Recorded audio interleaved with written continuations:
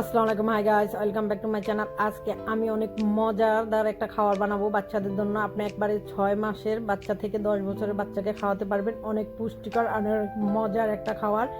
অনেক বাচ্চারা সবজি খায় না, ডিম খায় না, আবার কিছু কিছু বাচ্চা আছে যে মাংস খেতে চায় না। সবগুলো দিয়ে আজকে আমি বাচ্চাদের জন্য অনেক মজার, অনেক স্বাদের একটা রেসিপি বানাবো। দেখেন, এখানে আমি 2 পট চাল নিয়ে ধুয়ে এক পাশে বসিয়ে দিয়েছি, আর এখানে দিয়েছি আমি আদা কুচি আর রসুন কুচিটা দিয়ে এগুলো একটু ভেজে এখানে আমি মুরগির মাংসটা মেরিনেট করে রেখেছিলাম, ওই মাংসটা দিয়ে দিচ্ছি। দিয়ে তেলের মধ্যে কিছুক্ষণ ভালোভাবে একটু ভেজে নেব।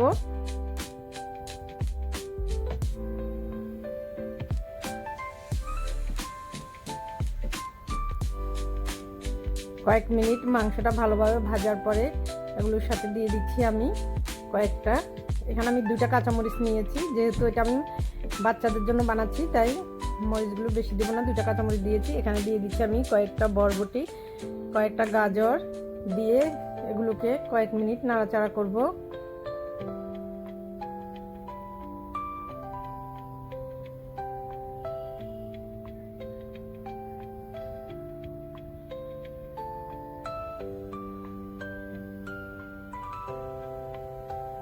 এগুলোকে আমি একেবারে নাড়াচাড়া করে এগুলোকে সাথে আমি দিয়ে দিচ্ছি পানি, যেহেতু এগুলো আমি বাচ্চাদের জন্য বানাবো তাই একেবারে ভালোভাবে যেন সবজিটা সিদ্ধ হয় তার জন্য পানি দিয়ে এগুলোকে আমি ভালোভাবে সিদ্ধ করে নিচ্ছি।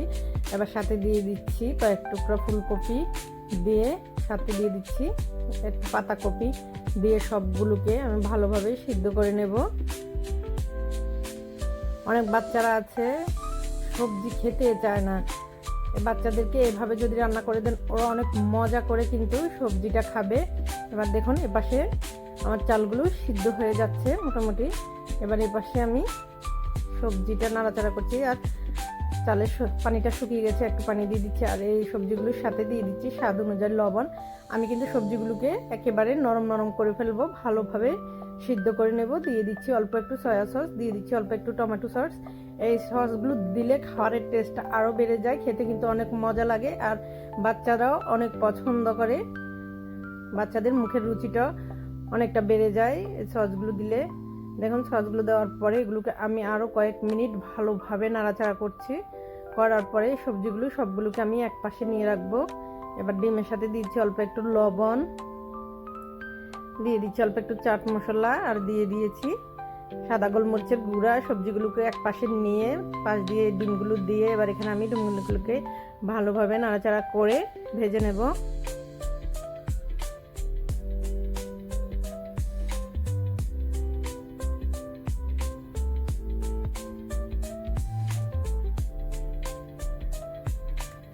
ডিমটা ভাজা হয়ে গেছে, এবার আমি সবগুলো সবজির সাথে মিক্স করে নেব। সবগুলো ভালোভাবে মিশানো হয়ে গেছে। দেখুন আমার এগুলোর মধ্যে সবজি আছে, মাংস আছে, ডিম আছে, একেবারে পরিপূর্ণ সব রকমের ভিটামিন দেওয়া আছে। দেখুন এখানে চালগুলোকে আমি আবারও নাড়াচাড়া করে দিচ্ছি, দিয়ে এগুলোর সাথে আমি আরেকটু পানি দিয়ে দিচ্ছি। চালগুলো শুকিয়ে গেছে, চালগুলো কিন্তু একটু মাখা মাখা আঠালো থাকবে। সবগুলো সবজি হয়ে গেছে, এবার আমি এই পোলাও চালটার সাথে মিশিয়ে নিচ্ছি। চালটা থেকে অনেক মিষ্টি, অনেক সুন্দর একটা গ্রান বের হচ্ছে। তারপরে দেখুন সবজিগুলো দিয়ে দিচ্ছি। পোলাও চালটা দিলে হয় কি বাচ্চারা খেতে আরও বেশি মজা পায়, আরও আনন্দ করে খেতে চায়। দেখুন এবার সবগুলো দিয়ে ভালো করে একসাথে মিক্স করে নিচ্ছি। দিয়ে দিচ্ছি আর একটু লবণ, দিয়ে দিচ্ছি 2 চামচ চিনি। চিনিটা দিলে মুখের রুচিটা আরও বেড়ে যায়, বাচ্চাদের খেতে আরও অনেক ভালো লাগে। বয়স্কদের জন্য অনেক মজার একটা খাবার। আপনার 6 মাসের বাচ্চাকে এই রান্নাটা রেঁধে খাওয়াতে পারেন, অনেক পুষ্টিকর খাবার। আমার বাচ্চাদের তো অনেক পছন্দ হয়েছে, অনেক মজার একটা খাবার।